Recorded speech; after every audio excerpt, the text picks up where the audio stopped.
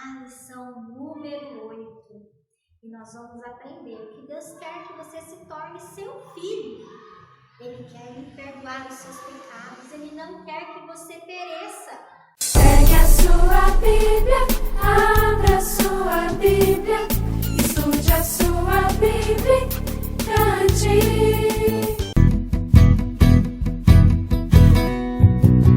Porque Deus tanto amou o mundo que deu o seu filho unigênito, para que todo que nele crer não pereça, mas tenha vida eterna. Mas tenha vida eterna. Mas tenha vida eterna. A vontade de Deus é que as pessoas possam morar no céu junto com Ele. Mas para isso, o seu livrinho também vai lhe ensinar que existem 5 passos a seguir. E o primeiro passo é conhecer o seu Criador. Olá! Eu estava aqui folheando este livrinho, que ele não tem figuras, mas ele tem cores tão legais. E eu estava passando aqui por esta página de cor amarela. E eu olhei lá para fora e vi o sol tão amarelo e brilhando tão intensamente neste dia aqui onde eu estou. Aí eu comecei a pensar no Deus criador de todas estas coisas, que criou o sol, que criou as estrelas, que criou o céu, a terra e tudo que existe no universo. E principalmente, Ele criou a mim e criou você. Mas nós fomos criados com um amor especial. A Bíblia diz em João 3,16, porque Deus amou ao mundo de tal maneira.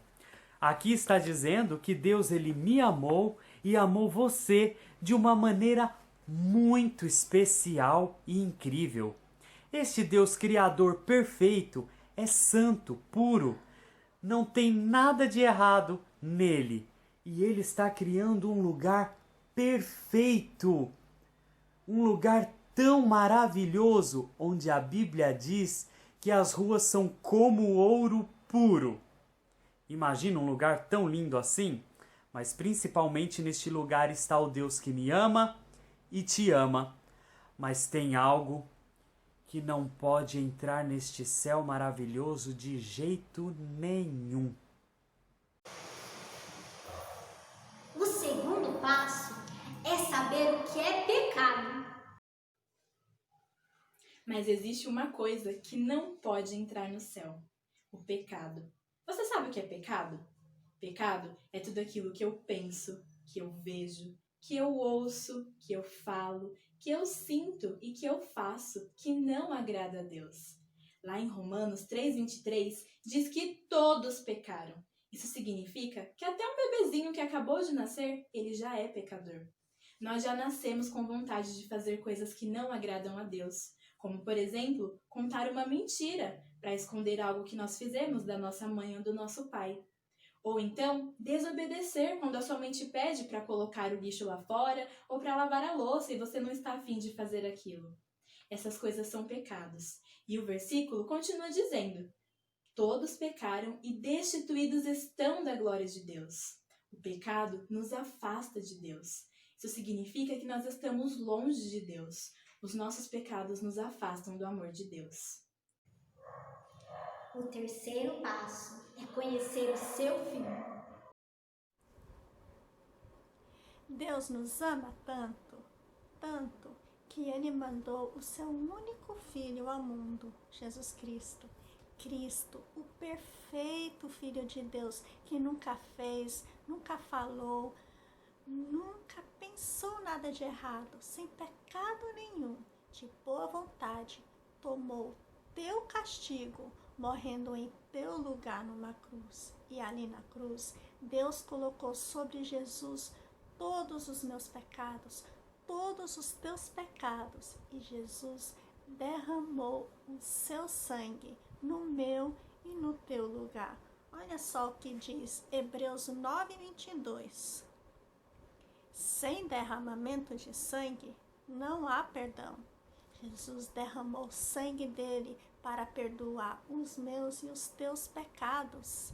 Jesus morreu, mas sabe, ele não ficou morto não. Olha o que fala aqui em 1 Coríntios 15, 3 e 4. Cristo morreu pelos nossos pecados, segundo as Escrituras, foi sepultado e ressuscitou ao terceiro dia, segundo as Escrituras. Jesus ressuscitou, ele viveu outra vez e agora ele está novamente no céu, ao lado do Pai. E agora, por causa do que o Senhor Jesus Cristo fez por você, os teus pecados podem ser perdoados. O quarto passo é saber o que Deus ele quer de você. Por causa do que o Senhor Jesus fez por você, os seus pecados podem ser perdoados.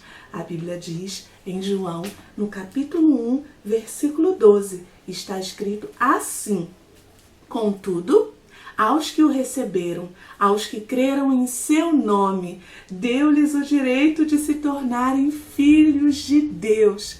Eu vou explicar para você o que este versículo quer dizer. Aqui, quando diz aos que, está falando de todas as pessoas, e isso inclui você. Aos que o receberam, os que creram em seu nome. Esta parte está falando de Jesus. Os que receberam Jesus e creram no nome de Jesus. E o que significa crer em Jesus, receber Jesus? Significa você reconhecer que você tem pecado. Significa também você crer, ou seja, acreditar de todo o coração que Jesus é o Filho perfeito de Deus, que morreu para perdoar os seus pecados e que ele ressuscitou no terceiro dia. E assim você pode receber Jesus. Receber Jesus é convidar Jesus para morar no seu coração. Aqui o versículo diz que aos que fizeram isso, creram em Jesus desta maneira, Deus deu-lhes o direito de se tornarem filhos de Deus. Se tornar filhos de Deus é ser perdoado por Deus.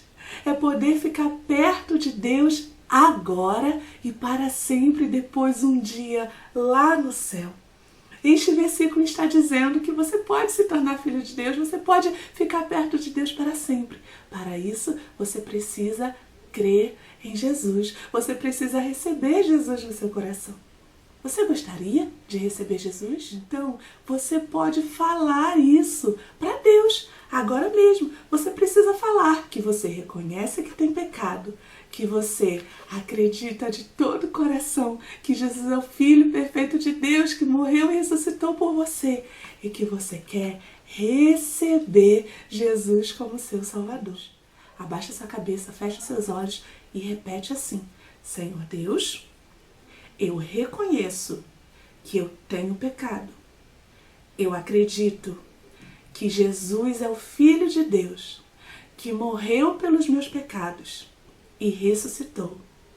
E eu quero agora receber Jesus como meu Salvador.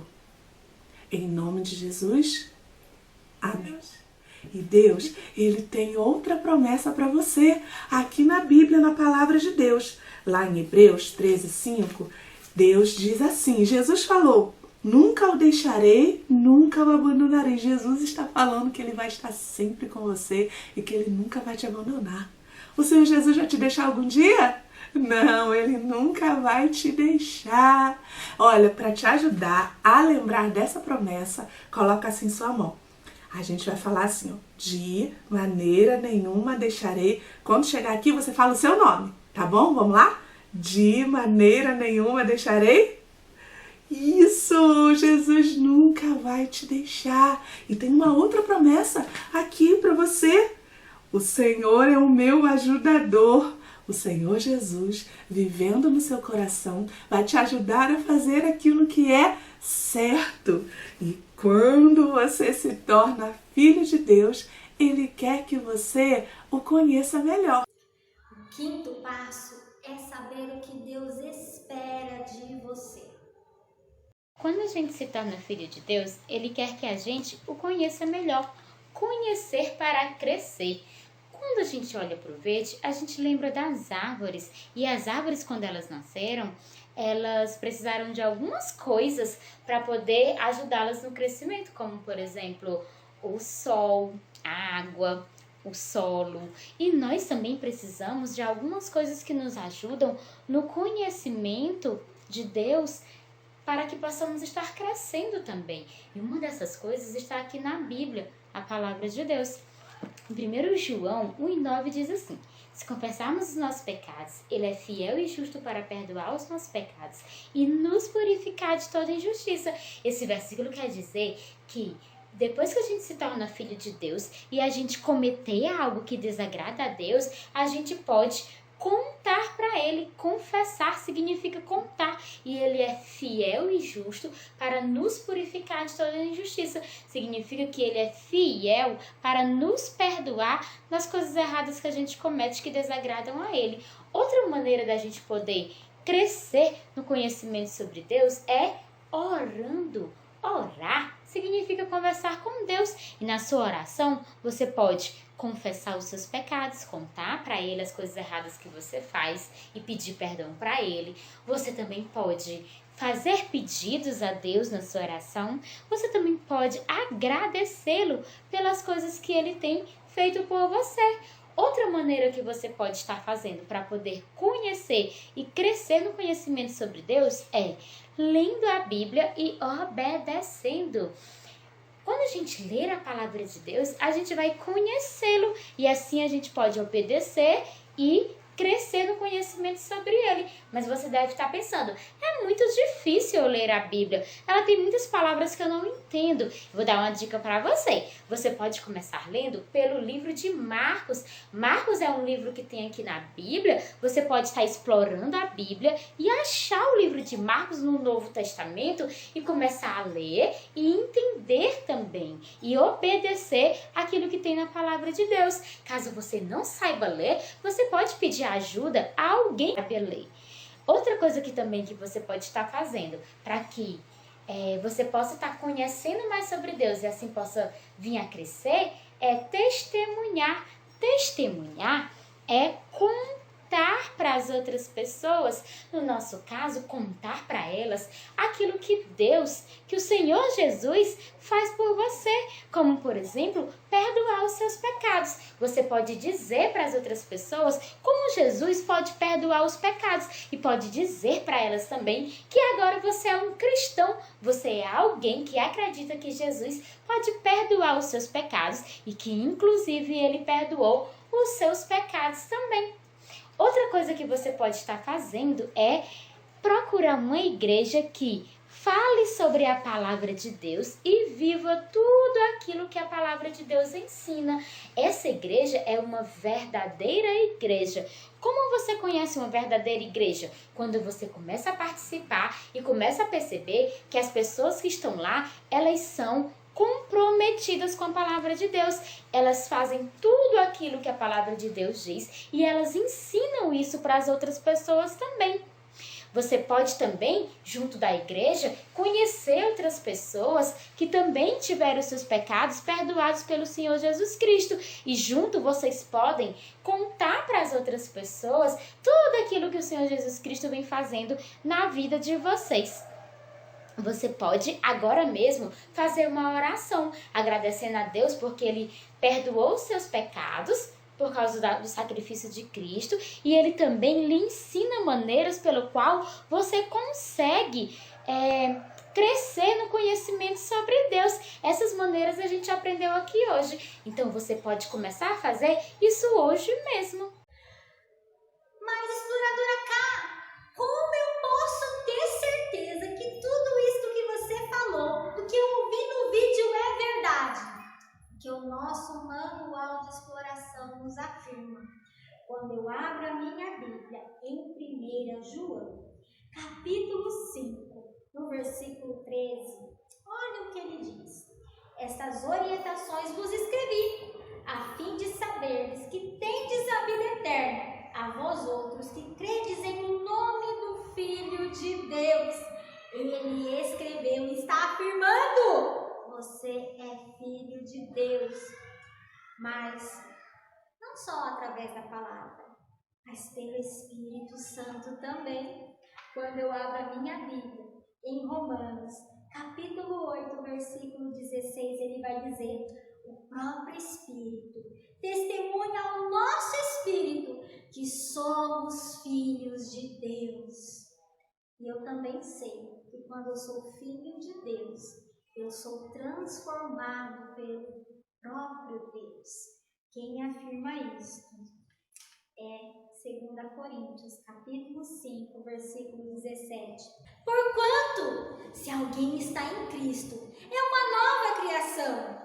As coisas antigas já passaram, eis que tudo se fez novo. É, explorador, quando você recebe ao Senhor Jesus, Ele te dará forças através do Espírito Santo para você ter mudança de atitude. Meu coração era sujo, mas Cristo aqui já entrou. E o seu precioso sangue tão alvo assim o tornou.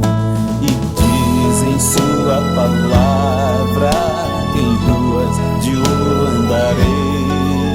Ó dia feliz quando eu criei, e a vida eterna